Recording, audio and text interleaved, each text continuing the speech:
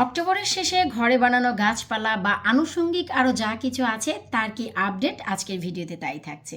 Hello everyone, আসসালামু আলাইকুম। কেমন আছেন আপনারা সবাই? আলহামদুলিল্লাহ, আমি তো অনেক ভালো আছি। আশা করছি আপনারা সবাই ভালো আছেন। আলহামদুলিল্লাহ, আপনারা ভিডিওর থাম্বনেলটি দেখে নিশ্চয়ই বুঝে গেছেন যে অক্টোবরের শেষে আমার ঘরের ভিতর থাকা গাছপালা এবং কি কি কাজ চলছে তার একটি আপডেট দিতে যাচ্ছি। আশা করব ভিডিওটি আপনাদের ভালো লাগবে। প্লিজ ভিডিওটি না টেনে শুরু থেকে শেষ পর্যন্ত দেখার চেষ্টা করবেন, এতে করে জানতে পারবেন যে আপনাদেরও করণীয় কি কি কাজ আছে এই অক্টোবরের শেষে নভেম্বরের শুরুতে। তো চলেন কথা না বাড়িয়ে চলে যাচ্ছে আমরা সরাসরি মূল ভিডিওতে। সবার শুরুতেই আমি দেখাচ্ছি যে আমার বাসলাউটি এই যে দিন দিন কিন্তু পেকে যাচ্ছে। আমি কেটে এনেছিলাম গাছ থেকে, আপনারা দেখতেই পাচ্ছেন। আর এই যে যে জিনিসটি দেখতে পাচ্ছেন এটা কিন্তু পচে যায়নি, এটা হচ্ছে টবের ভিতরে বড় বড় দাগ কাটতে কাটতে কাটতে কাটতে মাচার ভিতরে বাড়ি খেতে খেতে এই অংশটি হয়েছে। তো যাই হোক, এটা ভালোভাবে পাকছে। আর এই যে লাউগুলো, এগুলো ডে বাই ডে তার কালার চেঞ্জ করছে। এই যে দেখেন কি অবস্থা।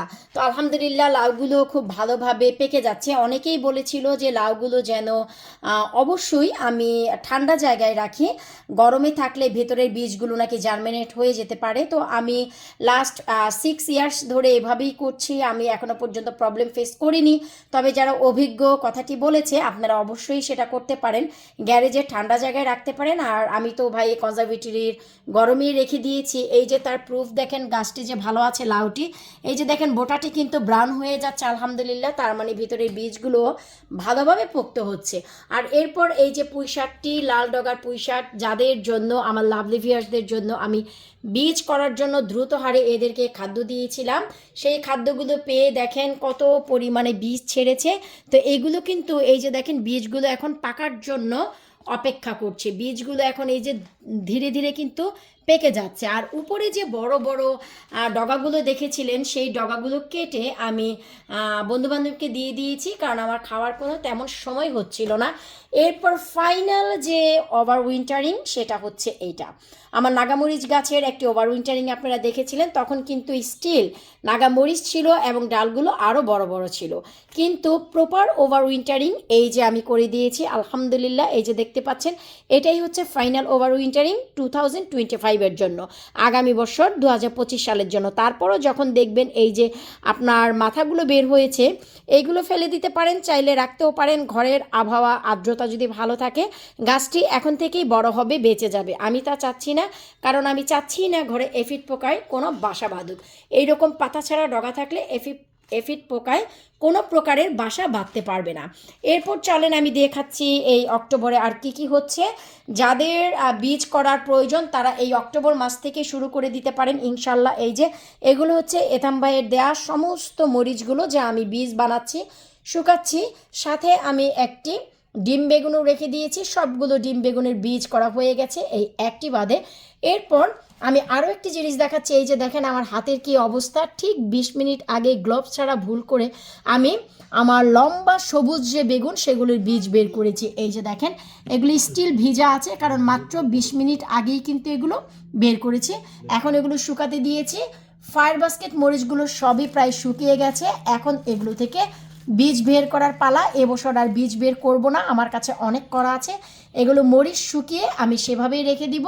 তো কেউ যদি চায় লাভলি ভিউয়ার্স, আমি চেষ্টা করব এবছর একদম সিকিউরভাবে এই আস্ত মরিচই দিয়ে দেওয়ার জন্য, এতে করে খুব উপকার হবে সবার। এরপর হচ্ছে এই যে দেখতে পাচ্ছেন আমার খুবই পছন্দের ডাটা ফুলগুলো, এগুলো হচ্ছে ডাটার বীজ। এই যে দেখেন সব শুকিয়ে যাচ্ছে আলহামদুলিল্লাহ। এই যে এখন যদি আপনারা একটু করে এই যে প্রেস করেন, দেখেন এই যে ডাটার বীজগুলো সব বের হয়ে যাবে। এই যে তো এই যে এখানে বীজগুলো শুকাচ্ছে, সাথে এই যে এগুলো হচ্ছে সাদা ডিম বেগুনের সব বীজ আলহামদুলিল্লাহ সব শুকিয়ে গেছে। এই যে দেখেন সব শুকিয়ে গেছে। এরপর বাড়তি আরও যত ফুল ছিল ডাটার সবগুলো তুলে এনেছি, এনে এই যে দেখেন এখানে শুকা দিয়ে দিয়েছি। তো ওভারঅল টেবিল ভরাই কিন্তু আমার বীজ শুকানো হচ্ছে। এখানে হচ্ছে নাগামরিচ শুকানো হচ্ছে, আর এইখানে 3টি ঘি নাগা শুকানো হচ্ছে। এই যে দেখেন, আর এ পাশে দেখতে পাচ্ছেন যা তা হচ্ছে আমার রানার বিনের বীজগুলো, আমার নিজের গাছের এই যে মরিচগুলো। আর আমার যে ফিগ গাছটি, যেটা ডুমুর গাছ বাইরে ছিল, ঘরে নিয়ে এসেছি। আর এই হচ্ছে ফাইনালি আমার বুলেট চিলি। তো এই যে বুলেট চিলি আমার যতগুলো পাকানোর ছিল বীজের জন্য আমি পাকিয়ে ফেলেছি। এই যে আলহামদুলিল্লাহ, আর বেশি পাকাবো না, বাকিগুলো আমি ডিপ করব। এরপর এই মরিচটিকে ওভার উইন্টারিং করে রাখবো একদম ফাইনাল স্টেজের জন্য। যেমন কি এই যে দেখেন, আপনারা চারা পিতা দেখেছিলেন লাস্ট টাইম, কিন্তু আরও বড় দেখেছিলেন এবং পাতা দেখেছিলেন। এই যে দেখেন চারা পিতাটা, এই হচ্ছে ফাইনাল অবস্থা। এই যে, তো এই হচ্ছে আমার এই পাশে গাছপালা সব হচ্ছে। তারপর চলেন আমার যে নাগামরিচ গাছটি 2023-এর যতগুলো চেয়েছিলাম যে বীজের জন্য পাকবে, আশা করি দেখতেই পাচ্ছেন একদম ভেতর পর্যন্ত দেখেন কি পরিমাণ মরিচ আমার এসেছে। ওই যে দেখেন, আর কি পরিমাণ মরিচ পেকেছে আমার বীজের জন্য। আশা রাখছি লাভলি ভিউয়ার্স এবছর আর নিরাশ হবেন না, সবাই আমার এই মরিচ গাছের এই নাগার বীজ পাবেন, সাথে সাথে লাইভ প্লান্টও পেয়ে যাবেন সময় মতো ইনশাল্লাহ। এই যে দেখেন, তো এই মরিচগুলো কালেক্ট করার পর এই গাছটিকে ওভার উইন্টারিং করা হবে। এরপর হচ্ছে স্কচ বনেট, আমার খুবই পছন্দের একটি গাছ, যা হচ্ছে এবছরই লাগানো হয়েছিল আপনার অগাস্টে। তো আমি আপনাদের একটি জিনিস দেখাচ্ছি, এই যে দেখেন মরিচ গাছে এই যে দেখেন আপনার অ্যাফিড পোকা কিন্তু ধরে গেছে। এই যে, তো এই একটি কারণ যার কারণে আমি আর লোভ করি না যে মরিচ হতে দিব, আমি এটাকে ওভার উইন্টারিং করে ফেলবো আগামী 2 দিনের ভিতরই। আমার আর মরিচের প্রয়োজন নেই, কারণ আমি এই পোকা একদমই পছন্দ করি না। আর যারা রেগুলার আমার চ্যানেলে ভিডিও দেখেন তারা সবাই জানেন ঘরে কোনো প্রকারের বাগ কিনার আমি ব্যবহার করি না, সেটা আমার নিজের বানানো হলেও। কারণ হচ্ছে আমার এই 28 দরজার, যাকে বলা হয় 28টি উইন্ডোর যে কনজারভেটরি, আমি চাই না যে স্প্রে করে এই উইন্ডোর গ্লাসগুলো নষ্ট হোক, আবার এগুলোকে আমি ক্লিন করি, ডাবল কোনো কাজ আমি চাই না। তারপর এই যে দেখেন 5 লিটারের তেলের গ্যালনে যে পুঁইশাকটি এর আগে দেখেছিলেন হাত পা ছেড়ে কনজারভেটরির উপরে উঠেছিল, ডগাগুলো কেটে বন্ধুবান্ধবকে দিয়ে দিয়েছি খাওয়ার জন্য। এরপর কালো কচুর বাচ্চা নিয়ে এসেছিলাম আগামী বছরের জন্য। যেমন কি বলেছিলাম যে এই যে পাতা এটি রেখে সাইডের এটি কিন্তু মরে যাবে। এই যে দেখেন ধীরে ধীরে কিন্তু এটি মরে যাচ্ছে, এটা মরে যাবে, মরে গিয়ে এটা থেকে এই যে একটু করে ফুলে উঠেছে আরও একটি পাতা বের হবে, তার মানে এটি মেন মাটিতে অলরেডি বসে গেছে। এখন বাদ আছে কৃষ্ণকচুর একটি বাচ্চা এনে আগামী বছরের জন্য সেভ করা। ইনডোর যে প্লান্টগুলো আছে সেগুলো খুব চমৎকারভাবে হেসে খেলে বড় হচ্ছে। আর যেটা হচ্ছে ইতালিয়ান ফ্রেঞ্চি অভারজিন, এটা এখন বীজ করার সময় হয়ে গেছে। আর এই যে ফাইনালি এটাকে কিন্তু ওভার উইন্টারিং করেছি।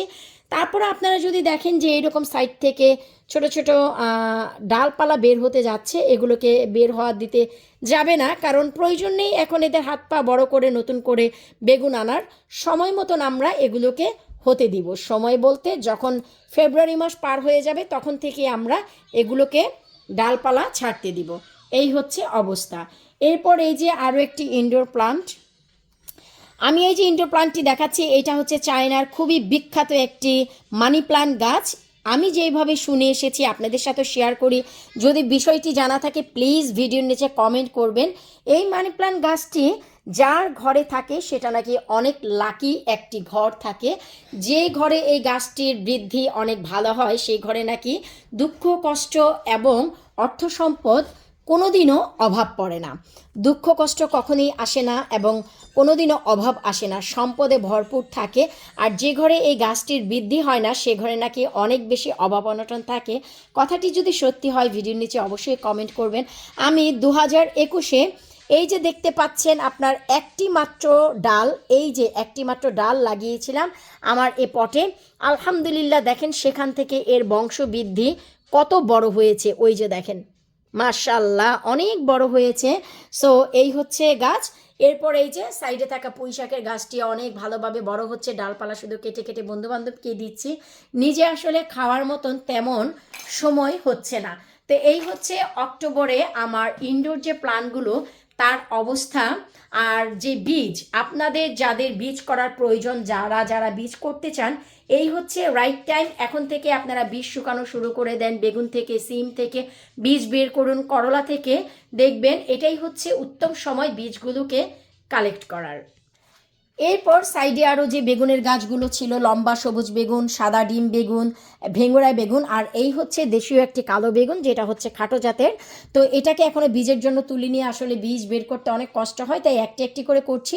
এই যে দেখেন যে ওভার উইন্টারিং করার পরেও এই যে জিনিসগুলো কিন্তু যেমন কি বললাম আপনারা হতে দিবেন না, এগুলো সময় হলেই হবে। তো এখন থেকে এগুলোকে কেটে রাখেন, তাহলে দেখবেন পোকামাকড়ও আপনাকে এফেক্ট করতে পারবে না গাছগুলোকে। আর একদমই পোকার হাত থেকে কিভাবে বাঁচবো তার জন্য এখন নয়, সেটা হচ্ছে আমি ডিসেম্বরে করব। ডিসেম্বরের আগে আমি সেটা করি না, ডিসেম্বরে একদম প্রোটেক্ট করে রাখি। নভেম্বর পর্যন্ত গাছগুলি এভাবেই পাতা ছাড়া আপনারা রেখে দিতে পারেন, একদম সুরক্ষিত থাকবে। তো এ ছিল ভাই আমার এই অক্টোবরের শেষের ইনডোর প্লান্টের আপডেট। নিশ্চয়ই আপনাদের ভালো লেগেছে। যদি কারো কোনো প্রশ্ন থাকে কোনো বিষয়ে, কোনো বীজ, কোনো গাছ এবং ওভার উইন্টারিং বিষয়ে, অবশ্যই কমেন্ট করতে ভুলবেন না, কারণ আপনাদের কমেন্ট আমাকে অনেক ইন্সপায়ার করে। আপনারা কিছু জানতে চাইলেও আমার অনেক ভালো লাগে, আর আমার কিছু জানার থাকলে অবশ্যই আমি আপনাদেরকে প্রশ্ন করি ভিডিওর নিচে, তো আপনারা আমার প্রশ্নের উত্তরও দিবেন। আপনাদের কারো কাছে কি আমাদের যে দেশীয় কেরালা সিম, যাকে বলে, যেটা খাটো জাতির সিম, যেটা কিনা আমাদের নিজের শরীরের কোমর পর্যন্ত হয়, তার বেশি আর বড় হয় না, যেই সিমের জন্য মাচারও কোনো প্রয়োজন হয় না, যাকে বলা হয় বাড়ি 5 কেরালা সিম, যদি ওই সিমের বীজ কারো থাকে প্লিজ ভিডিওর নিচে আপনারা কমেন্ট করবেন, আমি আপনাদের কাছ থেকে সেটা কালেক্ট করার চেষ্টা করব, বা সেই বীজ কোথায় পাওয়া যাবে যদি আপনাদের জানা থাকে অবশ্যই আমাকে জানাবেন। কেরালা সিম করার আমার ইচ্ছে আছে, আমি যদি করতে পারি এইটুকু গ্যারান্টি ইউকের বুকে আমার যত লাভলি ভিউয়ার্স আছে তাদের মাঝে আমিও ছড়িয়ে দিতে পারবো। বিদায় নিচে আজকের মতো, আল্লাহ হাফিজ।